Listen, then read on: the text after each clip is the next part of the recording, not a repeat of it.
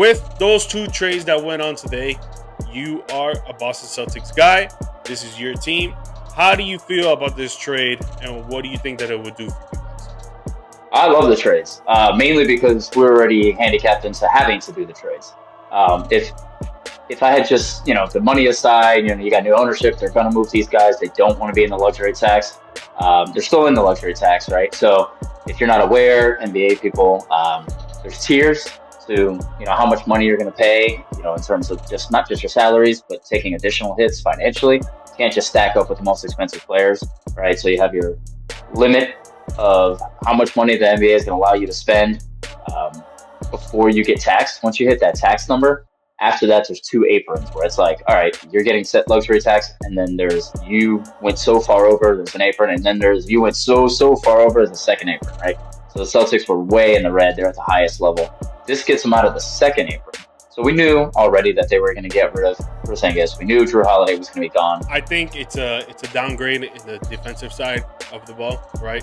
With Jrue Holiday being shipped off, going off to Portland, I really feel like it downgrades your guys' defense. I'm not going to say by a whole lot because it's still together as a unit. You guys are a great defensive unit. Other people will pick up the slack. Jaylen Brown, Derek White, and other boys off the bench for sure. Obviously, you're not going to have Tatum for this year. But even when he comes back, there'll still be, a well-oiled machine on defense. Again, it still knocks them down a notch, but it's not going to really make that much of a difference, and especially in the East, right?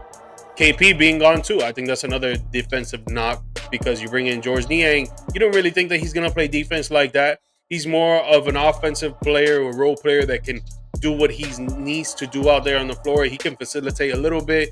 He can shoot the three a little bit. He can space out the floor, but he's not that defensive monster. But KP, he can go and grab so many rebounds, be a defensive threat inside the paint, of trying to block shots.